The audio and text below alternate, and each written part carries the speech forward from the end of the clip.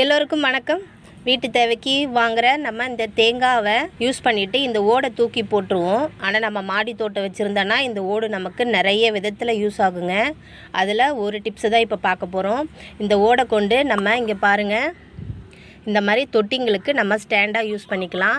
4 சைடும் 4 வச்சிட்டோம்னா நம்ம இந்த தொட்டிக்கு ஒரு ஸ்டாண்ட் ஆகிடும். நம்ம தண்ணி ஊற்றினோம்னா அந்த தண்ணி ட்ரைன் ஆகி பாருங்கள் நம்ம மாடியும் சீக்கிரமாக காஞ்சிரும். நான் 4 பக்கமும் இது வச்சுருக்கேன். இந்த கேப்பில் நமக்கு சீக்கிரமாக தண்ணிலாம் காஞ்சி போயிடும், நம்ம மாடியும் பாழாகாது. இப்போ இந்த பேகு பாருங்கள், நான் தரையிலே வச்சுருக்கேன். தண்ணி ஊற்றிட்டேன். ஊற்றுனதுக்கப்புறம் பார்த்தீங்கன்னா இந்த மாதிரி ஈரமாக இருக்கும். ஆனால் நம்ம இந்த மாதிரி இந்த ஓடுங்களை கொண்டு ஸ்டாண்டு யூஸ் பண்ணோம்னா நமக்கு தரையும் வீணாகாது, நமக்கு ஸ்டாண்டும் கிடச்சிரும். நமக்கு கேப் நல்லா கிடைக்கிது பாருங்கள். இயற்கையை நேசிப்போம். நன்றி.